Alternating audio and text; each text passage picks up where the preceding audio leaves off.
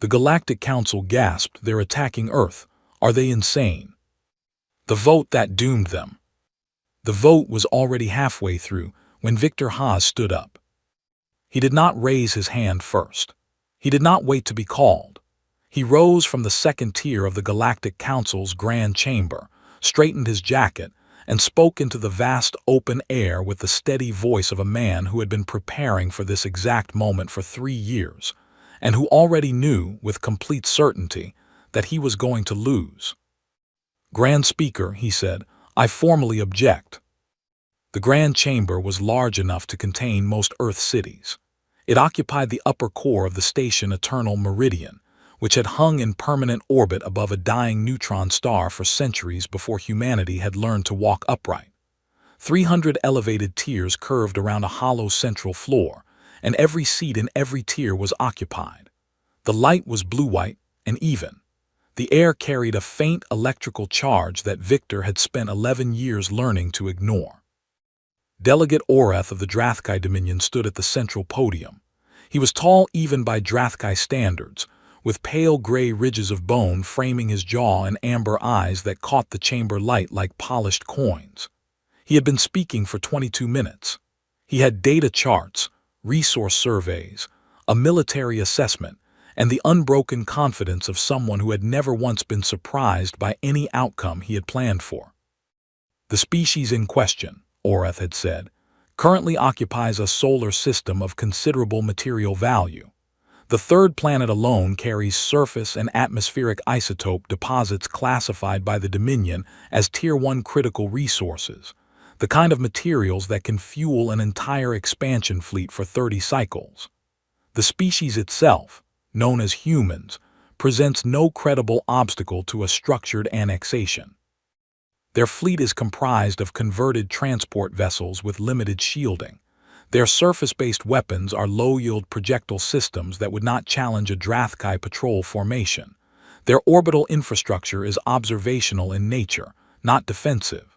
He had paused at that point and let his gaze move around the chamber. "The annexation of the Sol system presents no meaningful operational risk.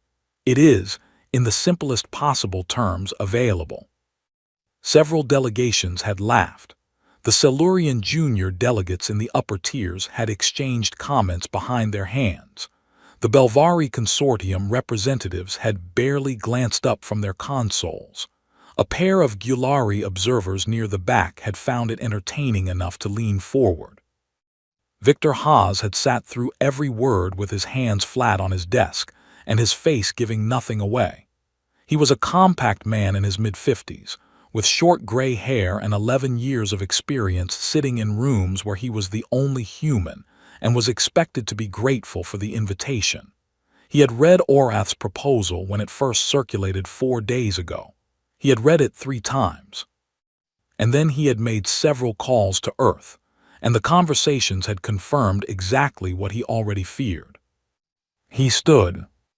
"Grand Speaker Elun," he said, addressing the ancient Silurian at the head of the chamber, "I am requesting that this motion be tabled, pending a comprehensive review of current intelligence on the Sol system's defensive infrastructure."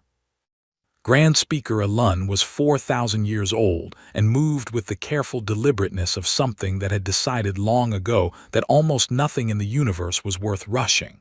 He turned his long, pale head toward Victor.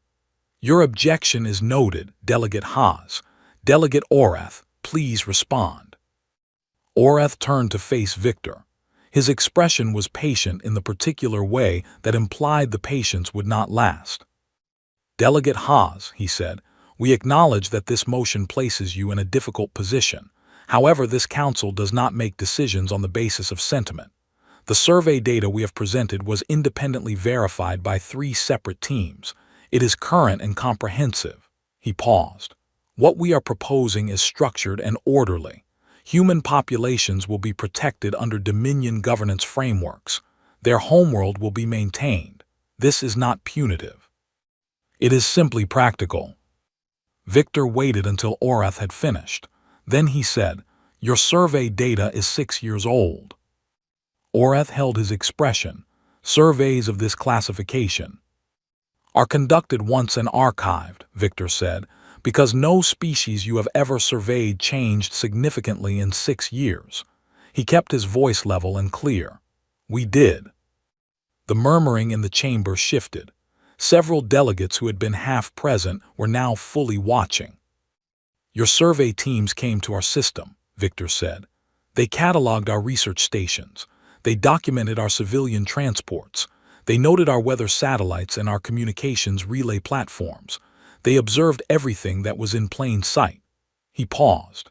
They did not ask what was inside the largest bodies in our asteroid belt. They did not investigate why our primary orbital platforms were oriented outward rather than inward. They did not examine our deep ocean installations, or ask what the expanded infrastructure on our moon was being used for, or request documentation on 11 separate engineering programs that your teams walked past without querying. He looked directly at Orath. They did not ask, because they assumed the answers would not be interesting. I am here to tell you that assumption was the most expensive mistake the Drathkai Dominion has ever made. The chamber was genuinely quiet now. Even the Belvari traders had stopped looking at their consoles. Orath's jaw tightened very slightly. Is that a threat, delegate? It is a warning, Victor said. Threats come from anger. This comes from knowledge. I am sharing the knowledge freely. What this council chooses to do with it is entirely up to you. The vote was called. Victor had counted the markers 4 days ago. 31 delegates voted in favor of the annexation motion. Victor's was the single vote against. Grand Speaker Alun's marker remained on his desk, untouched. He abstained. His eyes moved to Victor's face for one brief, deliberate moment, and then he looked at the ceiling. The authorization passed. Orath's delegation sent the fleet order within minutes. The Drathkai fleet, 300 warships already positioned at the edge of Dominion space, received their movement command and began the long turn toward the Sol system. 17 galactic days to Earth. Victor gathered his documents, rose from his seat, and walked out of the chamber without speaking to anyone. He had reached the far end of the main corridor when footsteps came from behind him, long and measured and slightly unusual in their pace. He stopped and turned. Grand Speaker Alun stood alone in the corridor. His staff was absent. He had moved quickly for someone his age, and the fact that he had made the effort was not nothing. You were not performing back there, Alun said. No, Victor said. What does this council not know? Victor reached into the inside of his jacket and produced a data chip. Flat, matte black, no markings. He held it out. Alun took it between 2 long fingers and studied it. Read it tonight, Victor said. Read it twice. The first time you will think I am exaggerating. He held the Grand Speaker's gaze. The second time you will understand that I was understating it. He glanced down at the chip in Alun's hand. For 11 years we have sat in that chamber and been assessed and measured and dismissed. We were paying attention to every word. We were studying every species, every system, and every piece of technology we were allowed to observe. And while everyone in that room was busy deciding we were not a serious concern, we were building. He paused. We were building very seriously. Can the fleet be recalled? Alun said. It is already moving, Victor said. Nothing stops now. He held the old Silurian's gaze. Just watch.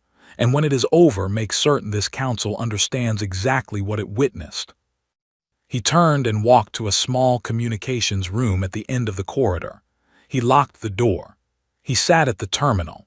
He opened an encrypted channel, routed through 4 relay points, to a single console in a bunker 40 meters beneath the streets of Seoul.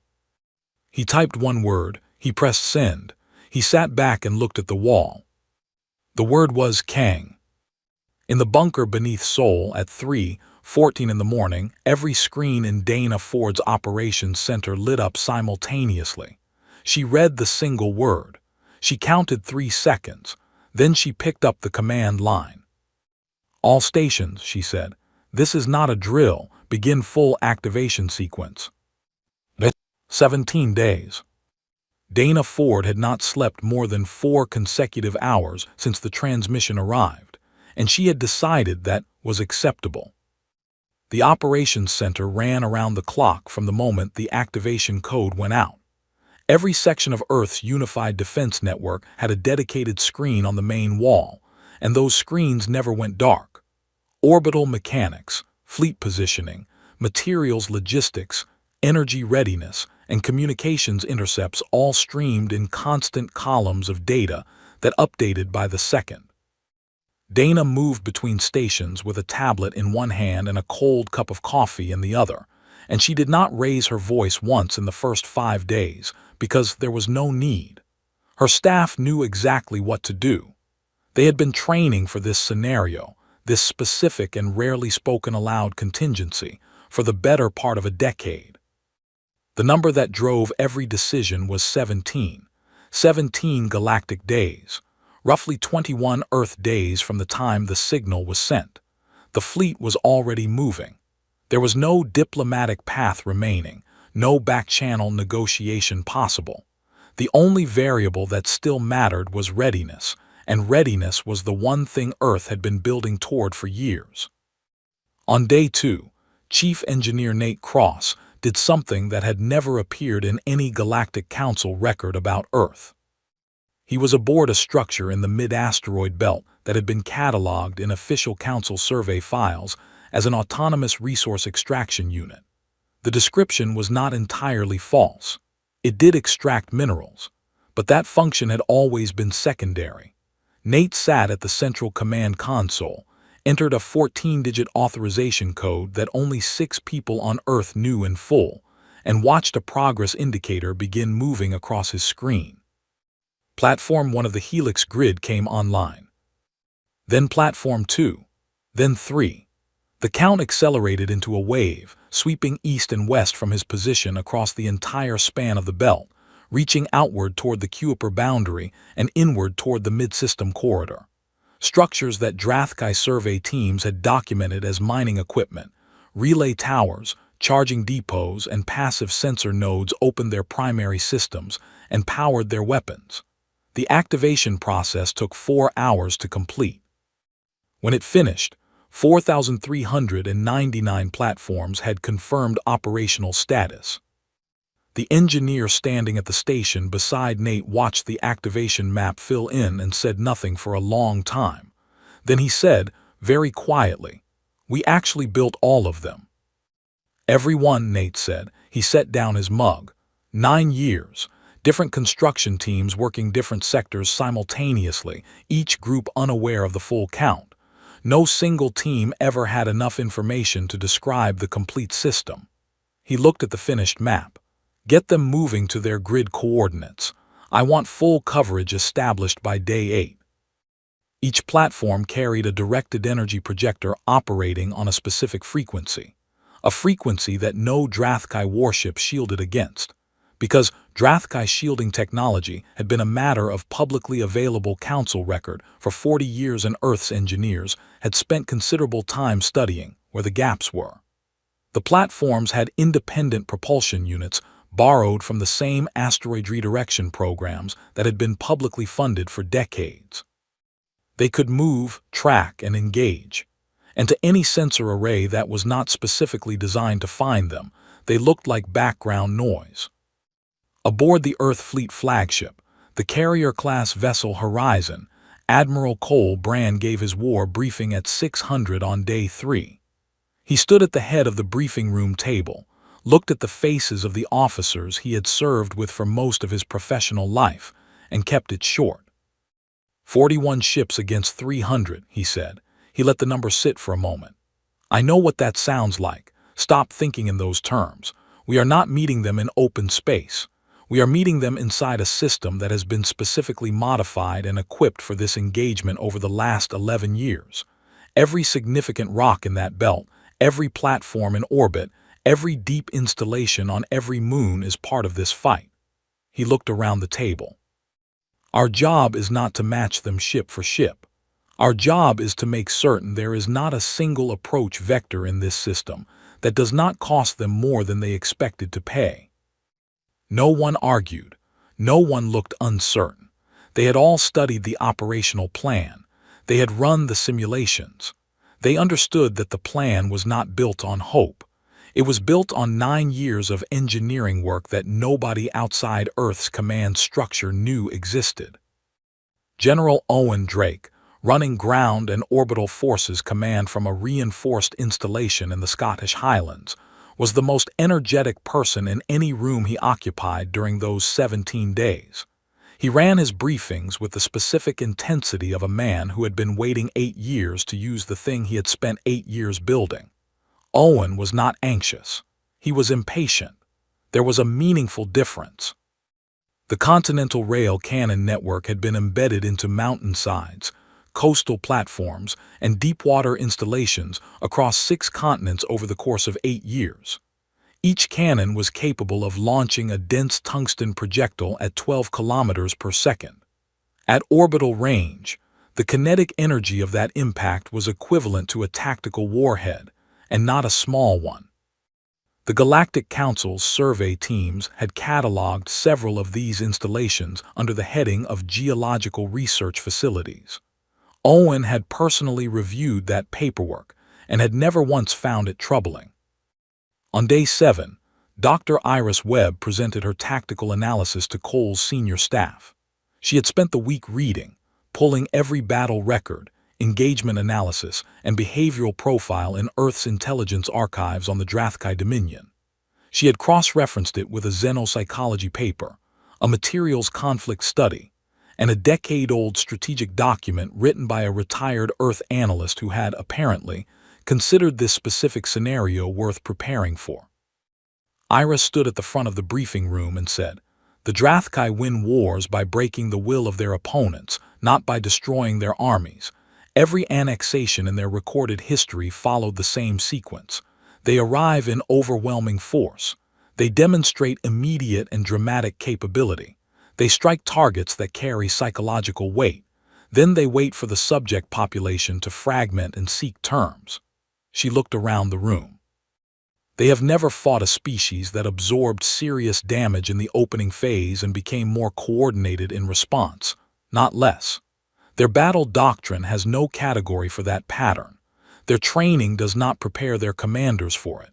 When it happens, and it will happen, they will be inside a tactical framework that gives them no guidance for what they are seeing. That window is what we need to be ready to exploit. Cole looked at her steadily. "How confident are you?" "Completely," she said. "They have never encountered anything like us." The following 10 days were the most precisely organized period in the history of Earth's military coordination. The defense fleet moved into holding positions behind the outer gas giants. Nate's platforms settled into their grid coordinates and powered down to minimum operational signature. Owen's rail systems completed final calibration sequences on every continent. Dana's center processed continuous sensor data from the outer system and routed it to every command level in the network. On the morning of day 14, the fleet was fully in place. On day 15, Nate confirmed that every active Helix platform was dark and undetectable by any standard survey instrument. On day 16, at 3:43 hours, Dana walked into the main operations room and looked at the long-range sensor display. She stood still for a moment, reading the contact signatures beginning to form at the system boundary. Then she said, calmly and without drama, "Contact. 300 signatures at the outer system edge. They are here." The Drathkai fleet had dropped out of faster-than-light travel at the very boundary of the Sol system. Their arrival was an enormous event on every sensor array from the Kuiper belt inward, a cascading displacement signature that lit up every monitoring station simultaneously. They were not hiding. It had not occurred to them that hiding was necessary. Aboard his command ship, Fleet Commander Vorith stood at the forward observation deck and studied the pale yellow star at the center of this unremarkable system. He had reviewed the survey data twice during the journey. He had studied the population figures, the military assessment, the resource projections. He had expected to feel very little about this assignment, a clean operation, A brief exercise, back to Dominion space before the quarter ended. His sensors showed him a quiet system, a quiet planet, blue and green and small, sitting in its orbit exactly where the data said it would be. He saw no defense fleet. He registered nothing unusual in the asteroid belt. The third planet's orbital space was still. "Begin the advance," he said. 43 kilometers ahead of his Vanguard's lead ship, the first Helix grid platform powered its systems up, rotated its projector toward the incoming fleet, and locked on. First contact, last mistake. Vorith's Vanguard crossed the outer marker of the asteroid belt at 6:11 hours Earth time, moving in tight formation. 50 ships, the best-equipped forward units in the Dominion's fleet. Their approach vector was clean. Their sensor returns showed nothing worth noting. Every crew member on every ship understood that this was the easy part of a simple assignment. They had gone 43 kilometers into the belt when the first platform fired.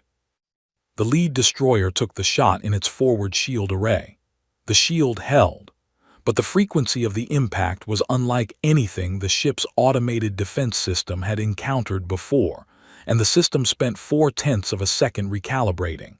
That was enough time for a second platform to fire, and a third, and then the number of incoming contacts became impossible to individually track. The first 90 seconds of the engagement produced a volume of directed fire that Vorith's tactical officer would later describe in the official incident log as without precedent. 17 Drathkai ships were destroyed in those 90 seconds, not disabled, not damaged and retreating. Gone, their energy signatures ending cleanly on the display. The platforms were firing from positions inside rock formations, from below the orbital plane, from angles that no ship-mounted weapon could logically occupy, unless someone had spent years placing them there with exactly this scenario in mind. Vorith ordered his Vanguard to reverse and regroup. The order was transmitted and acknowledged, and then something happened that existed in no tactical record in Drathkai military history. The platforms followed them out of the belt. They came out of the rocks on their own drives, tracking the retreating formation, maintaining engagement distance, and continuing to fire. They were not warships, nothing close to that scale, but they were too numerous to prioritize individually and too mobile to simply outrun on a short vector, and the 50 ships that had entered the belt emerged on the other side at 31. Vorith stared at his display for 4 full seconds without speaking. Then he said quietly, "What are those?" His intelligence officer had no answer. The platforms were not in the survey database. They were not in any records the Dominion held. They had not existed, as far as the Dominion's files were concerned, until 67 seconds ago. Vorith pulled the Vanguard back and redirected his main battle group. 220 ships, the core of the fleet, moved to a wide flanking heading, sweeping around the asteroid belt and arcing behind Jupiter on a classical envelopment path that had worked in 31 prior campaigns across 31 prior systems. The plan was to bypass the belt entirely, come around the gas giant's far side, and approach Earth from the system's southern axis, where the survey data identified the lightest defensive concentration. The survey data had not accounted for Mars. Earth's colony on the fourth planet had been growing for 42 years. Galactic Council records described it as a civilian settlement, a collection of mining operations, research facilities, and low-gravity agriculture projects. What those records did not reflect was that the colony's deep excavated hangars contained 60,000 autonomous drone units, each one roughly the size of a ground transport vehicle, each armed with a short-range energy disruptor, and a reinforced impact frame designed to survive multiple collisions before it lost function. General Owen Drake gave the launch order from Scotland at 7:19 hours. The drones rose from the Martian surface in a continuous, unbroken stream, silent and fast, and invisible to a sensor system calibrated to detect warships. They crossed the gap between Mars and the Jupiter corridor in 40 minutes, spread themselves into a dispersed field pattern across the entire width of the flanking route, and held position. The Drathkai main battle group entered the drone field at full advance speed. The first 6 minutes of that encounter were, by any honest measure, unlike anything Vorith's tactical staff had trained for. The drones did not attack in coordinated formations. They did not move according to any approach pattern that a Drathkai tactical system could model and counter. They attacked individually, from separate vectors, targeting propulsion housings, sensor arrays, and shield generator nodes. When one drone was destroyed, the next in the dispersed field identified the opening left behind and filled it. The Drathkai warships were designed and built for fleet engagements, configured to face threats on the same scale as themselves. They had no established response for 60,000 small, numerous, individually persistent targets that did not coordinate in any way the doctrine anticipated. The flanking advance lost 40 ships and its formation integrity before it cleared the drone field. What came through on the far side was a disorganized battle group that needed hours to reform, and those hours were not available. Vorith redirected everything he had remaining toward Earth orbit directly. 152 ships, moving on a straight heading now, abandoning tactical maneuvering in favor of raw momentum. He needed to reach the planet. Once in orbit, he could demonstrate the kind of sustained orbital pressure that had ended every conflict the Dominion had ever prosecuted. No species in the recorded history of Drathkai expansion had continued organized resistance past a sustained orbital engagement. This was the stage where opposition collapsed. This had always been the stage where opposition collapsed. He reached Earth's orbital shell at 13:30 hours and ordered bombardment to begin. The surface fired back. The first salvo from Earth's rail cannon network came from installations on 4 separate continents simultaneously. 12 tungsten rounds, each moving at 12 kilometers per second, traveled from the planet's surface to orbital altitude in under a minute. 2 Drathkai heavy cruisers were struck before their crews had registered that the fire originated from the ground. The Dominion's tactical doctrine categorized surface weapons as a secondary consideration, something to address after orbital control was secured. No species in the Drathkai's history had ever hit a vessel at orbital altitude from a surface-based kinetic launcher moving at that velocity. No tactical planner had considered it worth modeling. The second surface salvo followed 9 minutes after the first, then a third. Then Colbrand brought the Earth fleet out from the shadow of the outer system at 14:07 hours, and the engagement in low Earth orbit became the most complex close-range fleet battle the region had ever seen. Cole's 41 ships were faster and more maneuverable than anything Vorith had brought. They had been designed and refined over a decade for one specific purpose, fighting a numerically superior force at close orbital range, where the size advantage of a larger warship becomes a problem rather than a benefit. The pilots aboard those ships had run this exact scenario in simulation more times than most of them could accurately count. Vorith's crews had run nothing comparable, because nothing comparable had ever been considered necessary before. The engagement ran at full intensity for 9 hours. It was not a clean victory. Cole lost 6 ships in those 9 hours, and every loss was real and final and felt by every person on the Horizon's bridge.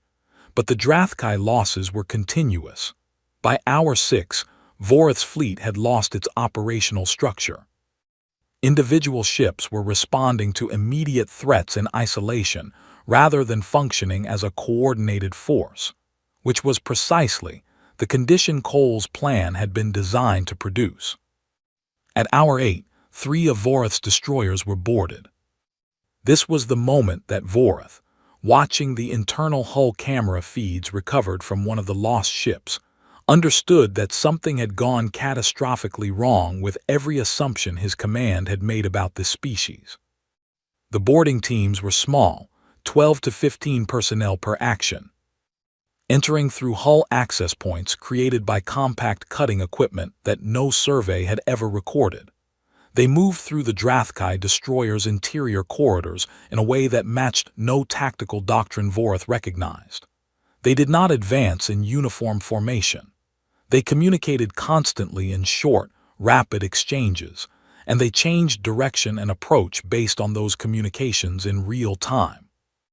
When 3 Drathkai soldiers held a corridor against a 2-person approach, a third team member moved through the ship's internal infrastructure above them and arrived from a direction that should not have been viable. It was improvised. It was relentless, and it took less than 30 minutes to disable all 3 destroyers from the inside. Vorith had been in military service for 40 years. He had never watched an enemy board one of his ships and succeed. At hour 9, he sent a ceasefire request. Dana Ford received it in the operations center. She read it, set it on her desk, and connected directly to Ambassador Jade Ellis, who had been in a secure diplomatic room for the last 11 hours. Jade was 38 years old, a career diplomat with 6 years of council experience. She read the ceasefire request. She read it a second time. Then she typed her response herself without consulting anyone. Unconditional and complete withdrawal of all Drathkai forces from the Sol system. Full financial reparations for all damage sustained. Vorith himself to appear before the Galactic Council in person within 30 days. She sent it, then she sat back and waited. On the Drathkai command ship, Vorith read the message. He read it again. He set it flat on the console in front of him. He said nothing for a very long time. He had expected many things when this campaign began. He had not expected to be the one requesting terms, and he had not, under any circumstances, expected to be told no. The council watches the replay. Grand Speaker Alun called the emergency session before the final phase of the engagement had even fully concluded. The data had been arriving at eternal meridian for hours before the ceasefire request was transmitted. Sensor reports, energy signature logs, intercepted fleet communications, and footage from 17 observation buoys maintained by various council member states in the outer Sol system for administrative purposes had been streaming into the station's data center since the first Helix platform activated. By the time the Drathkai fleet began its disorganized withdrawal from Earth's orbit, Alun had already seen enough to understand that what had occurred was not a setback, not an upset, and not anything that the Council's existing frameworks had a proper category for. The session was called for the following morning. Every delegation attended in person. No absences, no proxy votes, no senior representatives sending junior staff in their place. The chamber was full in a way it had not been in a decade, and the quality of the silence before Alun opened the session was the silence of a room where nobody was entirely sure what they were about to be shown. Alun opened without preamble. He ordered the battle footage to be played on the central display. The compiled footage ran for just over 2 hours. It had been assembled from all 17 observation buoys and 3 recovered Drathkai hull cameras, cross-referenced with sensor logs to produce a complete sequential record of the engagement from first contact to ceasefire. Every phase was present. The Kuiper belt ambush, the drone field absorbing and breaking the flanking advance, Earth's surface returning orbital fire, Cole's fleet moving at close range with a coordination and precision that was difficult to reconcile with what the survey data had described. 3 Drathkai warships boarded and disabled by small teams of humans who had decided, in the middle of an active orbital engagement, that the fastest route to ending a ship's threat was to go inside it and remove the threat directly. Nobody spoke during the footage. Nobody laughed. The chamber was quiet in a way that it had never been quiet during any session Victor Haas could remember attending. When the footage concluded and Alun opened the floor, Delegate Orath, who had proposed the annexation, was the first to speak. He sat in his tier with his expression fully controlled and said that the footage could not be independently verified, that the observation buoys were distributed through a region where data manipulation was technically possible, that an independent review process should be initiated before the council drew conclusions. The observation buoys, Victor Haas said from his tier before anyone else could respond, belong to 17 different council member states, including 4 that maintain no diplomatic relationship with Earth. He placed the verification documentation on the chamber's shared display. The recordings are cross-validated across all 17 independent sources. The sensor logs correspond without discrepancy. The footage is genuine. Orath said nothing further. The debate that followed was unlike any session in the Council's modern era. Species that had laughed at Earth's provisional membership 2 weeks prior were holding intense, private conversations with their advisors. The Silurian senior delegation, who had collectively witnessed more recorded history than any other civilization in the room, convened an internal conference that lasted 40 minutes before their lead representative spoke publicly. The Gulari observers, who had been silent in council sessions for 6 years, asked to be recognized, and when acknowledged, stood and formally requested a review of Earth species classification from Tier 2, emerging to a category that more accurately reflected the demonstrated evidence. Several delegations immediately seconded the request. Others seconded it more quietly, through notes rather than public statements, but seconded it nonetheless. A classified report from the Council's own Xenopsychology Division arrived in Alun's office during the midday recess.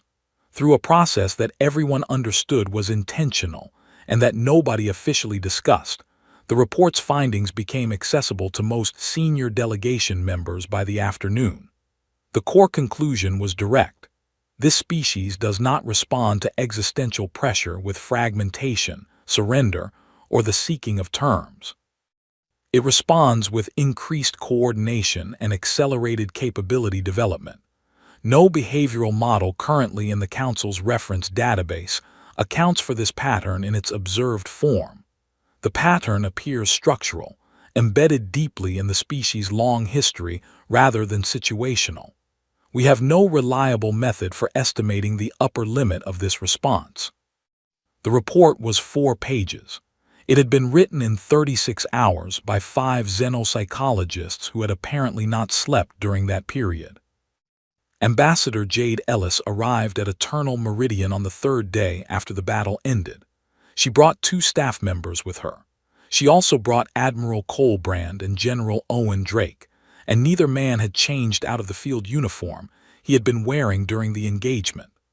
Cole had a faint burn mark on the left sleeve of his jacket from a console that had overloaded on the horizon during the orbital phase.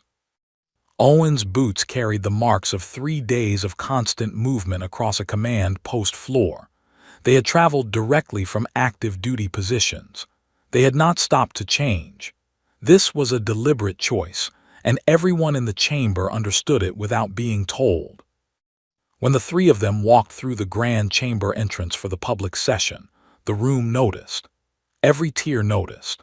What they noticed specifically was 2 military officers in worn field gear standing without ceremony beside the ambassador, and the message communicated by that image required no translation in any language used in the council. Jade addressed the chamber from the central podium. She spoke for 12 minutes. She did not raise her voice. She used no dramatic language. She stated that Earth was formally revising the terms of its council membership from provisional status to full sovereign membership, effective immediately and without negotiation, and that any future military action directed against the Sol system would be treated by Earth and all of its defense partners as an act of war warranting a collective response. She then announced that in the 18 months preceding the Drathkai campaign, Earth had quietly concluded mutual defense agreements with 11 other Council member species. The majority of them were small civilizations. Most had been members of the Council for longer than many of the current major powers. Several had spent decades on the margins of Council proceedings, overlooked by the larger powers in the room. She named each one. The names were not surprising to anyone who had been paying close attention. They were a significant surprise to the majority of delegates who had not been. The chamber reacted with a noise that Alun let run for 30 seconds before calling order. Orath's delegation had gone very still. Victor Haas sat in his tier and watched the room. He had nothing further to say. He had said everything necessary weeks ago. Vorath appeared before the council on the 4th day. His own dominion had removed him from command before the session, calculating that placing him before the council process was a less costly outcome than facing collective accountability for the campaign. He sat in the respondent's position on the chamber floor and answered questions from delegates for 3 hours with the composed, careful manner of someone who had spent several days accepting how thoroughly every assumption he had made had been wrong. After the session concluded and the chamber emptied, Cole Brand moved through the corridor outside the chamber on his way back to the transit dock. He heard footsteps slow behind him and turned. Vorath was standing in the corridor. He looked at Cole with the expression of a man who had processed 40 years of military culture about what it meant to face someone who had defeated you, and who was now waiting to receive whatever came next. Cole looked at him. He held the eye contact for 1 second. He nodded once, a single brief acknowledgement that carried no particular meaning except that it had been given, and walked on. Vorath stood in the empty corridor and watched him go. He found, in a way he could not fully organize into words, that the nod bothered him more than anything else the humans had done during the entire engagement. That evening, as the session formally closed and delegates dispersed through the station's common areas, a young Silurian representative approached Victor in the corridor outside the main chamber entrance. He was 500 years old, barely past the beginning of his career by Silurian standards, and he carried the expression of someone who had just finished reading something that changed the shape of what he thought he understood. "Delegate Haas," he said, "the grid platforms, the drones from the 4th planet, the surface launch systems, the boarding teams." He paused. "Is there more? Systems that were not used, capabilities that this council has not seen demonstrated?" Victor looked at the young delegate for a moment. Then he said, "What you saw was the response we prepared for the scenario we considered most likely." He held the young delegate's gaze. "We build responses for a great many scenarios." The young Silurian was still standing in the corridor, thinking carefully about that, when Victor turned the corner and was gone. What they left behind. 6 months after the battle above Earth, the Sol system looked, to any external observer arriving without prior knowledge, almost exactly as it had before the engagement. The asteroid belt was quiet. Earth's surface was intact. The orbital platforms were back in their positions. The fleet was in port. The planet turned on its axis and went about its business. Almost exactly, not quite. The differences were visible on close examination. 412 Helix grid platforms had been destroyed during the engagement. Nate Cross had spent the first week after the battle not in any celebration, but in the operations room of Platform 1, reviewing every engagement log from every destroyed unit, cataloging each loss against the tactical timeline, and building the technical specifications for the replacements. The new specifications were 30% improved across every performance category. Nate wanted them operational within 8 months. His team said 10 was the realistic estimate. He said 8. They discussed it at length and settled on 9, and then the actual construction rate put the project on track for 7.5. Because Nate's team had the specific relationship with scheduled deadlines that treated the deadline as a challenge to be surpassed rather than a boundary to be respected. Cole Brand attended the first 3 post-battle analysis sessions in full. These sessions were not celebrations. They were exhaustive, honest, and occasionally uncomfortable examinations of every phase of the engagement, with deliberate focus on where things had nearly gone wrong. 6 Earthships had been lost. 31 crew members had been lost with them. These numbers were not referred to in any document or any discussion, as acceptable costs or necessary outcomes. They were referred to as gaps, specific points in the plan where different decisions might have produced different results, where the next version of the plan needed to be better. Cole ran those sessions in the same way he ran everything else, direct, clear, and entirely without self-congratulation. Outside those sessions, he had considerably less time than he had anticipated. The 11 species that had signed the Mutual Defense Compact were now asking detailed questions about how the compact would function in practice. What did the command structure look like? What were Earth's specific response obligations? What resources could partner species contribute? 3 additional species had submitted formal membership inquiries within 60 days of the battle ending, each one citing the engagement as its primary reason for interest. Cole found himself in diplomatic meetings 4 days a week, working alongside Jade Ellis to construct, from the ground up, a multilateral defense structure that had no direct precedent in the Council's history. He had not expected to spend his time this way. He was not convinced he was naturally suited to diplomacy, but Jade told him, plainly and without softening it, that the reason these other civilizations wanted Earth specifically at the table was not his diplomatic skill. It was the fact that they had watched what happened in Sol system orbit, and they wanted to be on the same side as the people who had done it. Cole found that reasoning workable. Iris Webb did not wait for the compact negotiations to begin her own work. 3 weeks after the battle concluded, she submitted a formal research proposal to Earth Science Council for a comprehensive xenobiological study of the Drathkai Dominion. The proposal was approved in a meeting that lasted 11 minutes. The Drathkai Dominion, still navigating its political situation following the failed campaign, received her initial contact letter with a mixture of confusion and, in several academic quarters, open puzzlement. A species whose planet their government had attempted to take was now proposing to study them academically, with genuine enthusiasm, and without conditions attached. Iris arrived in Drathkai space with a team of 8 researchers 7 weeks after the battle. She spent the first 2 days in formal meetings with Drathkai academic counterparts, who arrived prepared for the interaction to be adversarial in some form. She spent those 2 days asking questions about cellular regeneration rates in cold climate population groups, the neurological basis for the Drathkai's collective tactical coordination instinct, and whether their astronomical research institutions maintained records of pre-spaceflight observational history. By the end of the second day, the Drathkai researchers at the table were answering with something that resembled genuine professional interest. One of them said, during a break between sessions, "Your government just finished fighting ours, and you came here to study our biology."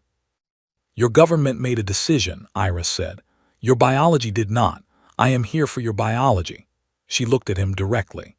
"You are, for the record, one of the most structurally interesting species I have encountered in 11 years of research. Your cellular repair mechanisms alone represent several years of productive study.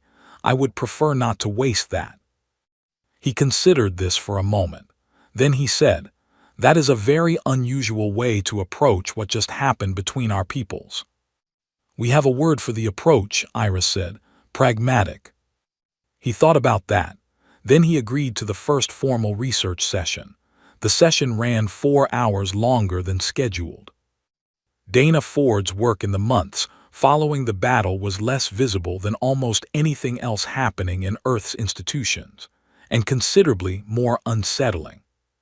The intelligence recovered from the 3 boarded Drathkai destroyers had taken weeks to fully process. Most of the recovered data was expected content: tactical deployment logs, navigation records, fleet communications, crew activity files. Useful material, properly categorized and filed. Dana had moved through it methodically and without surprises until the 44th day after the battle, when a junior analyst named Will flagged an anomaly in a subset of command-level communications from the 8 weeks preceding the campaign's launch. Dana reviewed the flagged material personally that evening. The anomaly was a series of 7 communications, all originating from the same relay point in neutral space, all addressed to a specific communications node embedded within Drathkai High Command. Taken individually, the content of each message was not unusual. Strategic assessments, resource projections, political analysis regarding the Sol system, standard advisory communications. But every single assessment was wrong in the same direction. Every resource projection overstated the ease of the operation. Every piece of political analysis concluded that the campaign carried minimal risk. Every evaluation of Earth's defensive capability described it as negligible. The messages had been composed specifically and consistently to make the Drathkai confident enough to authorize the campaign without additional investigation. Confident enough to rely on survey data that was 6 years old. Confident enough to send 300 ships into a system they had not genuinely studied. The relay point of origin was not a Drathkai location. It was not any Earth location. It was not anything Dana's system could match against the Council's open navigational records or any of the member state databases she held access to. She ran the relay signature through every database Earth's intelligence division maintained. She ran it through 3 Council-affiliated archives.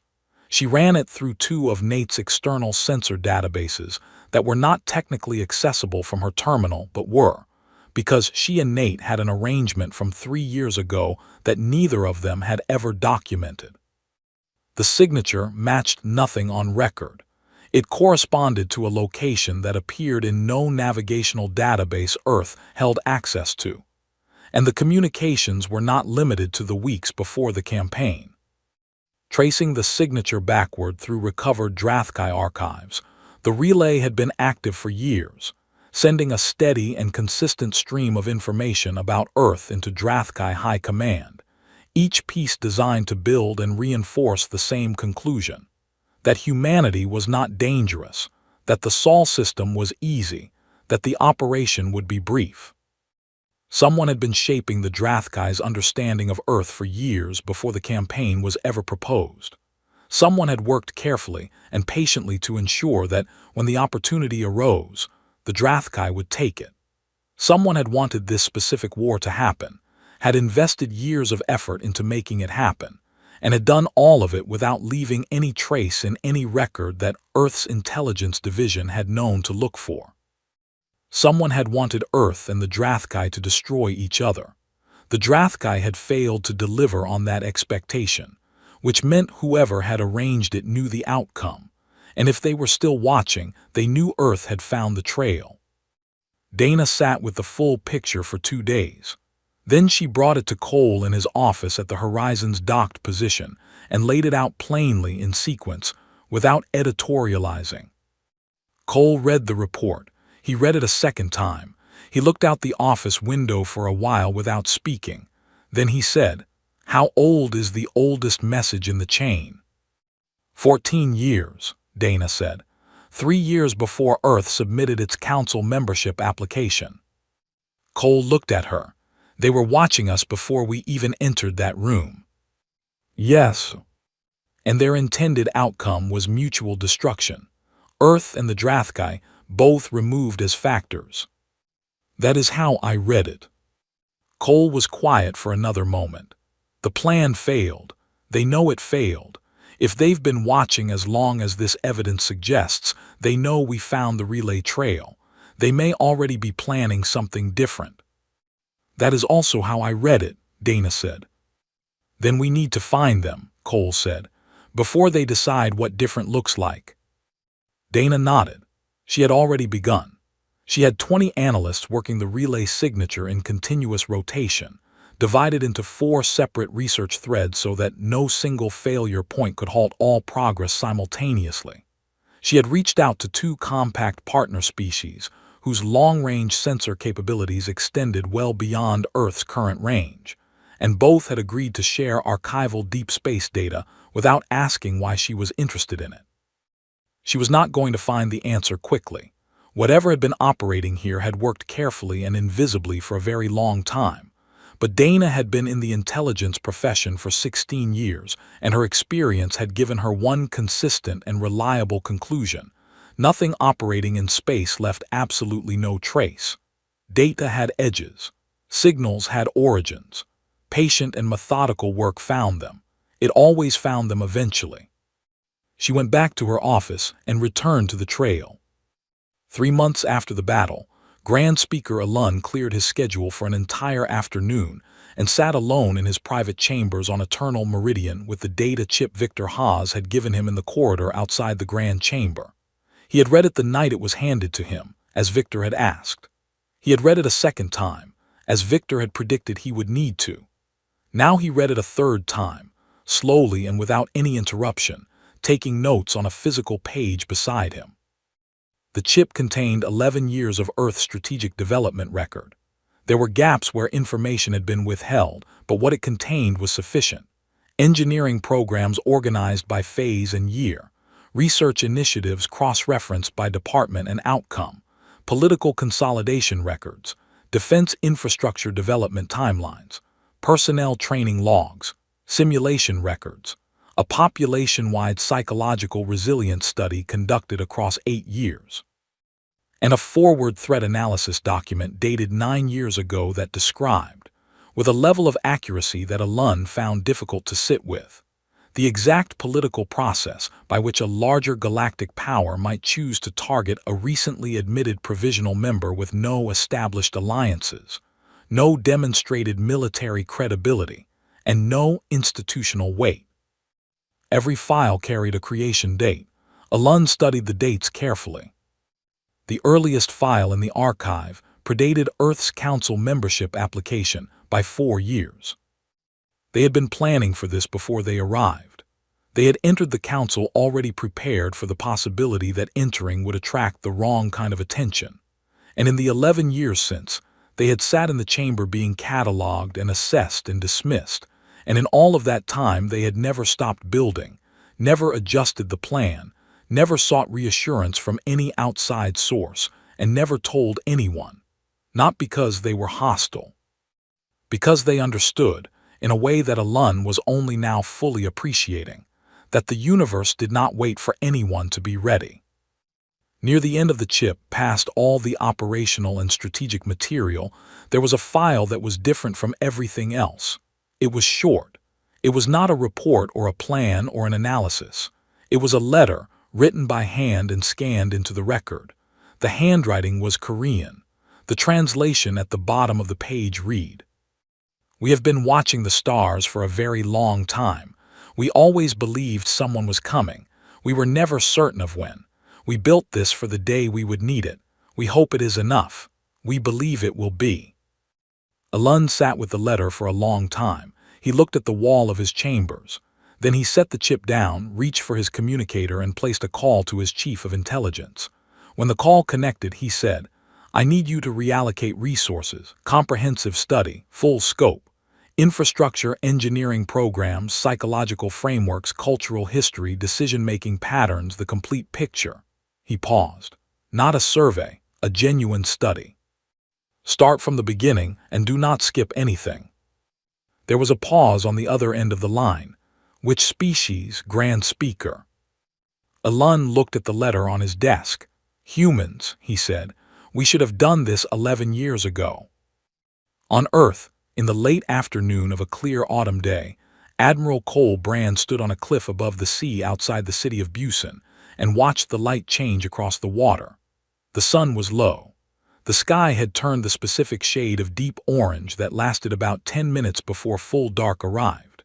The wind off the ocean was cold enough that he had his collar turned up. He had not stood still in an empty space for longer than 3 consecutive minutes in 4 months. He was not sure the next 4 months would be any different. There was too much being built. Too many structures being established. Too much work still ahead before the unknown thing Dana had found made its next move.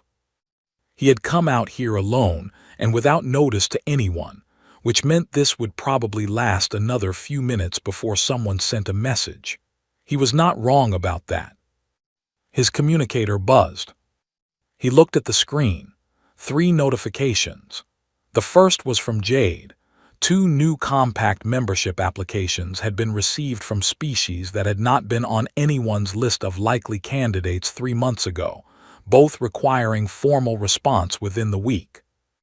The second was from Nate. Platform production status as of day 201 was ahead of the revised schedule. 914 replacement units confirmed operational and in position, 2,400 more in active construction across 6 separate manufacturing sites.